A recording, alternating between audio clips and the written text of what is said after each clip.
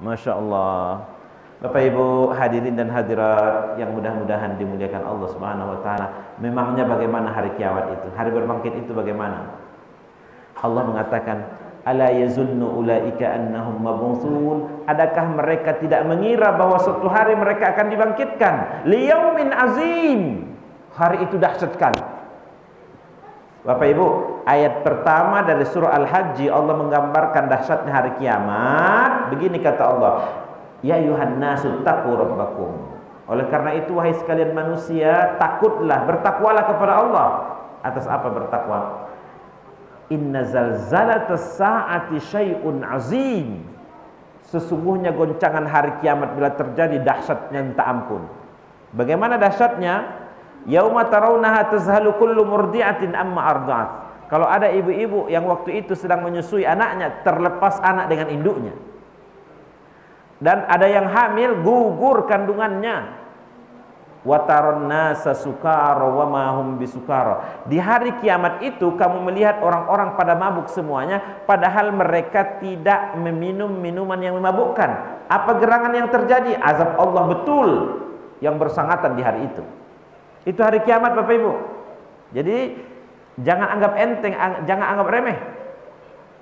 Oleh karena itu Nabi Muhammad mengingatkan kita, yauma yaqumun nasu lirabbil alamin. Di hari berbangkit nanti itu manusia akan bangkit di hadapan Allah Subhanahu wa taala dan mereka akan dihisab, diperhitungkan. Apapun yang pernah ia lakukan akan dihisab oleh Allah Subhanahu wa taala. Bapak Ibu yang dimuliakan Allah, jadi Nabi Muhammad itu pernah bertanya kepada para sahabat, sahabat, tahukah kalian siapa nanti yang bangkrut di akhirat? Ini kan permasalahan bisnis nih yang dimasalahkan tadi.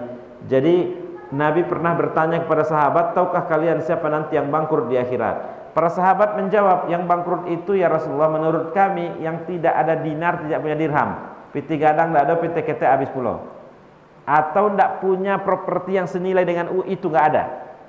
Lalu diluruskan oleh baginda Nabi Muhammad, orang yang bangkrut nanti di akhirat bukan yang seperti itu. Yang bangkrut nanti di akhirat adalah orang yang datang kepada Allah. Yauma yaqumun nasu lirabbil alamin. Datang dia kepada Allah dengan sangat percaya diri. Dulu waktu di dunia banyak ibadah puasanya, banyak ibadah salatnya, banyak sedekah infaknya.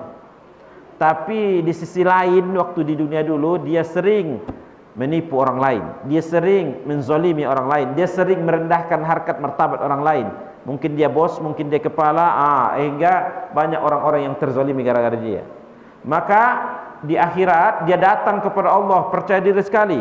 Dia di belakangnya sudah banyak sekali amalan puasa, sedekah dan pahala-pahala itu banyak sekali. Sudah percaya diri bahwa satu seat tempat duduk di surga dapat nih begitu ya. Tetapi setelah sampai di meja Allah Subhanahu wa taala, sisi kiri dan sisi kanan sudah penuh semuanya. Penuh dengan siapa? Yang antri. Semua mengadu kepada Allah, ya Allah, itu dia orangnya yang dulu pernah mengambil hak-hak kami. Itu dia orangnya Allah yang pernah dulu yang dulu pernah merendahkan harkat martabat kami. Ya Allah, itu dia orang yang pernah dulu menzalimi kami. Maka Allah Subhanahu wa taala menegakkan keadilannya. Setelah Allah menegakkan keadilannya, lalu Allah Subhanahu wa taala memutuskan, oke, sekarang apa yang kalian minta, hak-hak kalian diminta diberikan sekarang. Bagaimana cara Allah memberikannya? Amal-amal pahala dari hamba Allah yang soleh ini didistribusikan kepada mereka yang antri. Sudah habis amal soleh dari hamba ini, lalu yang antri masih ada. Ya Allah, kami juga minta hak kami dikembalikan hari ini. Karena tidak ada lagi yang mau didistribusikan dari amal hamba yang soleh dari hamba ini, maka kemudian Allah menentukan nasibnya. Semua dosa-dosa yang mereka yang antri ini dipikulkan kepada hamba Allah yang soleh tadi. Oleh karena itu kata Nabi Muhammad, itulah dia orangnya yang nanti bangkrut bengkraf di hari akhirat. Bapak Ibu yang dimuliakan Allah, inilah yang dipesankan dalam ayat-ayat kita dari surah Al-Mutaffifin ayat 1 sampai ayat yang ke-6. Bapak Ibu, itu baru satu versi kita melihatnya dari efeknya di dunia pun nampak. Yang curang baik dari pembeli, yang curang dari pihak penjual, nampak efeknya langsung. Belum lagi kita berbicara tentang keberkahan, tentang harta benda yang membesarkan anak-anak kita di rumah dan keluarga besar kita. Belum lagi bagaimana efeknya nanti di hari akhirat. Bapak Ibu, ingin mengetahui bagaimana nasib mereka di akhirat, itulah yang diceritakan pada ayat-ayat kita berikutnya, nasib mereka yang diberikan oleh Allah nanti di hari akhirat. Oleh karena itu, pengajian kita ini Bapak Ibu dilanjutkan kembali oleh Bapak Ibu, perenungan yang mendalam, pembacaan ulang di rumah apa yang kita bacakan tadi, lalu inilah ayat-ayat seterusnya menggambarkan efek dampak yang mereka dapatkan di hari akhirat nanti. Tentu hari akhirat itu jauh lebih bersangatan dari apa yang kita temui di alam dunia ini. Mudah-mudahan Bapak Ibu hadirin sekalian yang dimuliakan Allah, surah kita Al-Mutaffifin ayat 1 sampai 6 ini mampu untuk kita realisasikan dalam hidup dan kehidupan kita. Kenapa? Kalau kita terjemahkan dalam kehidupan kita sehari-hari, banyak sekali. Kalaupun baru pertama kita mendengar bahwa orang yang curang itu bisa dari pihak pembeli, selama ini kita mengetahui bahwa yang curang itu pihak penjual. Tidak, pembeli juga adalah dikecam di dalam ayat ini, yang apabila menerima takaran minta untuk dilebihkan atau minta untuk ditambahkan. Mudah-mudahan bermanfaat bagi kita Bapak Ibu sekalian. Hadanallahu wa iyyakum ajma'in fa'tabiru ya ulil absar la'allakum turhamun. Wabillahi taufiq wal hidayah. Wassalamu alaikum warahmatullahi wabarakatuh. Dibuka tanya jawab, Pak. Oke, kalau ada yang bertanya apa-apa lah senyum-senyum, mungkin banyak bertanya barangkali. Silakan Pak, silakan. Yep.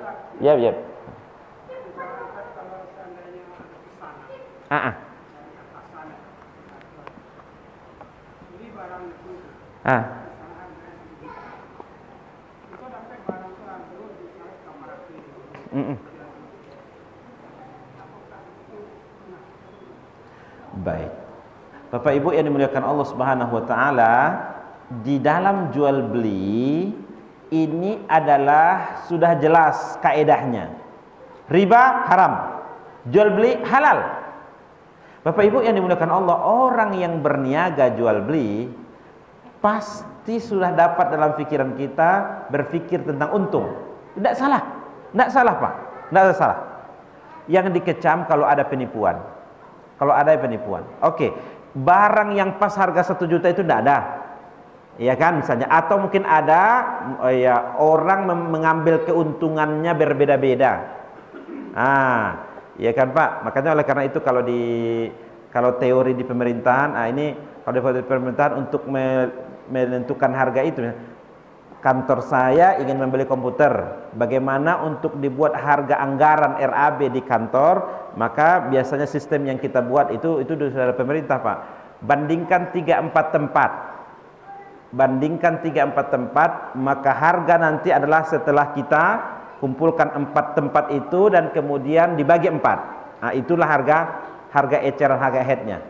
Jadi oleh karena itu yang semestinya ini adanya yang semestinya harganya 1 juta, karena mungkin ada orang yang ingin mengurangi keuntungannya sehingga 800, sah-sah saja dengan syarat yang membeli adalah ridho, yang menjual adalah ridho. Tidak ada satupun yang terzolimi dari dua belah pihak. Bagaimana hubungan bapak dengan bos lagi yang memesankan? Itu sampaikanlah Bapak Ibu, ini terkait dengan kaedah-kaedah. Tidak sampai detail seperti itu dijelaskan dalam agama kita, tapi ada kaedahnya. Kaedah itu innal muslimina fi syurutihim. Orang mukmin itu tergantung pada perjanjian mereka. Kalau ada perjanjiannya, jangan lupa, ya, yang melanggar perjanjian berarti ada yang khianat. Ya, begitu Bapak Ibu sekalian ya. Mengatakan itu barang original padahal yang KW, ini dikecam, tidak betul. Bapak yang menjual buah-buahan itu, duku misalnya, dibolehkan untuk tester. Dia sudah perhitungkan. Tester coba Pak, gitu kan, merasakan manis atau tidak manisnya. Oleh karena itu, tentu dalam pikiran kita dia mencoba sesuai dengan kadarnya. Ikut dicoba, habis setengah kilo mencoba. Ini kan tidak tepat. Hati kita pun sebenarnya sudah ada jawabannya, tanpa bertanya kepada pakar. Ternyata hati kita sudah punya jawabannya.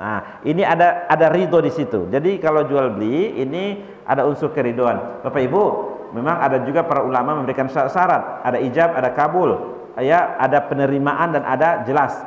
Yang kedua jelas barangnya.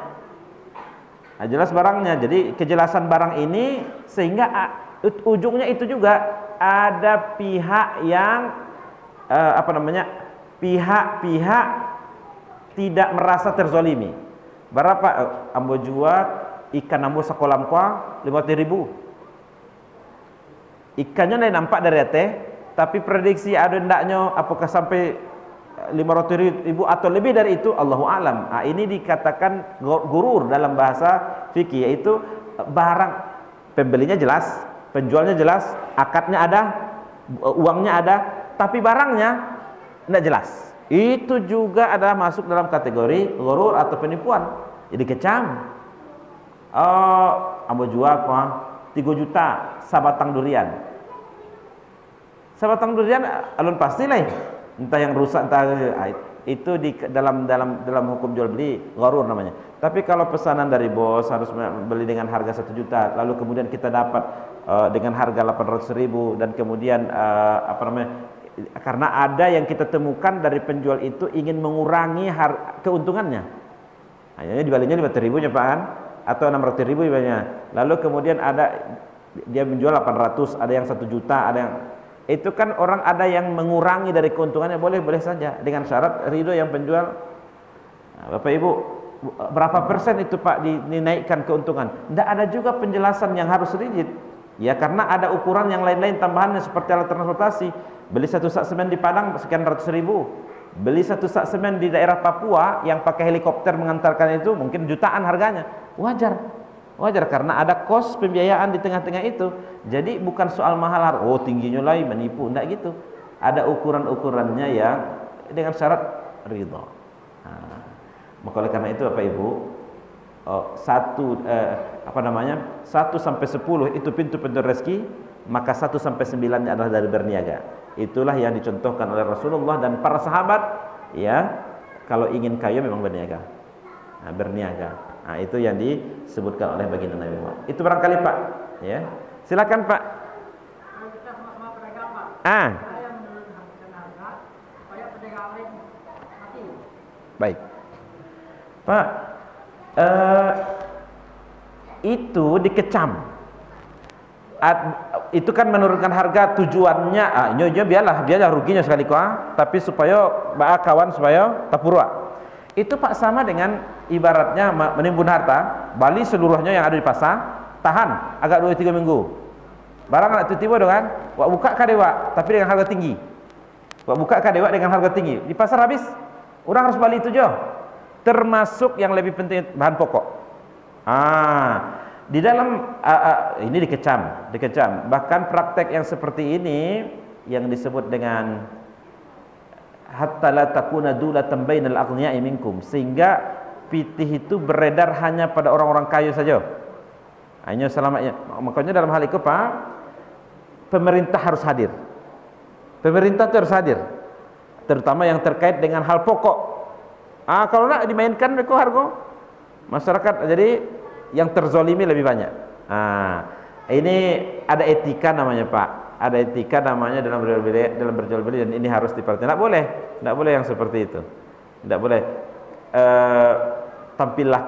Tampilkanlah kejujuran. Ya mestinya bekerja sama, mestinya Pak. Mestinya bekerja sama. Tapi ya namanya itulah. Barangkali ingin segera keuntungan lebih cepat dapatnya, atau bagaimana orang lain mengurangi saingan. Dalam ajaran agama tidak begitu. Itu semuanya peraturan-peraturan yang dihadirkan Allah, tujuannya supaya harmonis hubungan sesama. Jadi oleh karena itu Al-Quran tidak hanya membahas akidah, Tuhan itu esa, ada lagi kehidupan akhirat. Nah itu saja. Termasuk hal-hal seperti ini yang oleh tadi kita jelaskan sebagian orang menganggapnya remeh, juga dibahas oleh Allah dalam Quran. Kenapa? Karena Allah paling tahu, Dia yang menciptakan kita dan paling tahu Allah bagaimana hati-hati manusia. Jadi ya ada sebagian orang begitu Pak, nyetahan atau mungkin rendahan harganya supaya orang tiba kayak mati, seolah mati. Ini tidak dibenarkan. Ini tidak dibenarkan. Ya karena ya kalau tujuan kan ada tujuannya tuh Pak. Ini mengurangi keuntungan tadi pasti ada tujuannya. Tujuannya adalah tidak baik. Ini jelas di dalam agama kita dilarang untuk itu. Baik Bapak Ibu, kalau ada pertanyaan yang lain silakan. Iya. Silakan Pak. Semua awak mengalir ya.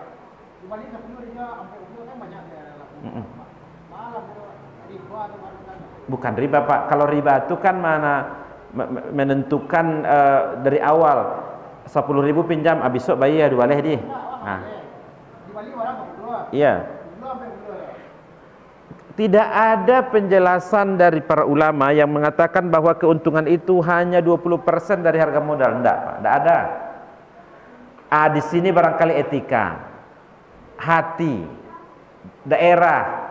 Itu barangkali, Pak. Kadang-kadang kalau kurang menjual pasaran barang mereka itu pasaran boleh, tidak ada masalah. Karena mencontohkan tadi, Pak. Di Papua tuh harga sak semen jutaan harganya. Jutaan Pak, kironya wajar.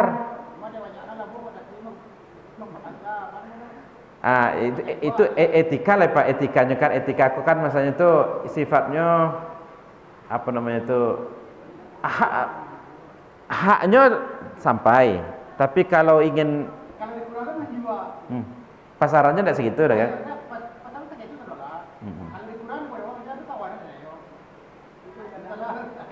Ya.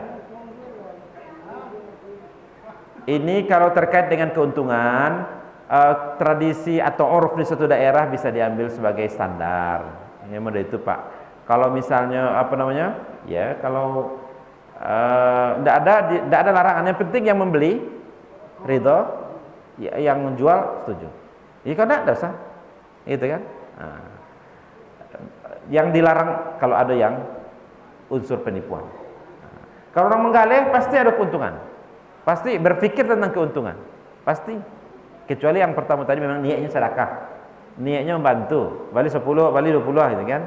Dijualnya 10, bali 20. Nah, itu ada itu bab lain. Menolong tiba-tiba itu kan. Berikutnya yang sering dipertanyakan itu, Pak Ustaz, kok masalah timbangan Pak Ustaz? Nyestel timbangan tuh gitu kan. Nyestel timbangannya tuh. Bapak Ibu yang dimuliakan Allah, ini juga Pak, pemerintah harus hadir. Sebenarnya dalam undang-undang waktu lah, di dinas pasar tuh ada bagiannya khusus namanya meteorologi. Mestinya itu sebentar ngecek tuh. Yang iya Pak, kok bensin tuh ada jadwalnya. Tapi biasanya, itulah kalau di masyarakat waktu kan, menunggu laporan. Kalau tidak ada orang melaporkan, taruh di sana, malah lo turun ke bawah. Padahal ada tuh waktu-waktunya. Kadang kan ada yang soak, ada yang apa ketimbangan kan. Ya mestinya harus dicek, Pak. Sehingga dari dinas harus menyampaikan, itu tidak bisa dipakai, Pak. Timbangan kok tidak rancak, itu kan kok gitu kan. Ya, itu kan buatan manusia. Walaupun tadilah diapakan gitu ya. Tapi ada dinas namanya dinas pasar, bagian meteorologi mengukur itu. Ya. Nah, cuma kan hal-hal yang sampai yang ketek itu ndak timbangan bawang cuma itu ndak di paresonya dah ya. Kecuali ada pelaporan. Nah, oleh karena itu tentu yang wak cari Pak yang selamat di dunia, selamat di akhirat. Belum lagi kita berbicara tentang keberkahan yang dimakan anak, cucu, istri, anak keluarga besar. Bukankah hadis Nabi mengatakan kullu lahmin nabatat minal harami fannaru aula biha. Setiap daging yang tumbuh dari yang haram, itu magnet api nerakanya jauh lebih bersangatan. Itu yang kanan kan, keberkahan. Teruskan, jual beli teruskan, mengalir. Dan apa namanya, Islam itu justru ada hadis Nabi mengatakan, ni'mal mal fi yadin rajulin salih. Sebaik-baik harta adalah harta yang terletak pada tangan-tangan orang yang soleh. Bapak Ibu, kalau konglomerat yang ada di Indonesia ini orang-orang yang soleh semuanya, Masya Allah. Karena itu Nabi mengatakan sebaik-baik harta yang terletak di tangan orang yang soleh. Jaleh, kalau orang soleh itu jaleh pengeluarannya. Pasti yang elok-elok keluarnya Pak. Iya kan? Orang soleh itu tentu takutnya dengan maksiat, takut yang dosa. Lah diberikan untuk anak, istri, kemudian belanja anak sekolah. Masih balabiah. Daftar umrah, daftar haji, masih balabiah. Anaknya timu bara, masih balabiah. Masa jiwa apa kini kegiatan? Itu orang soleh, itu orang berado yang soleh. Cobalah, tidak tentu dinya Allah, tidak tentunya rukuk sujud, tapi piti banyak. Untuk keluarganya pasti itu.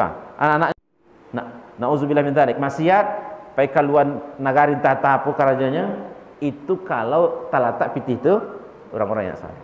Oleh karena itu orang Islam lah yang mestinya yang mengatur, mengelola ekonomi itu. Kenapa? Karena dia mengerti list pengeluarnya pasti yang selesai, bukan yang nauzubillah min dzalik.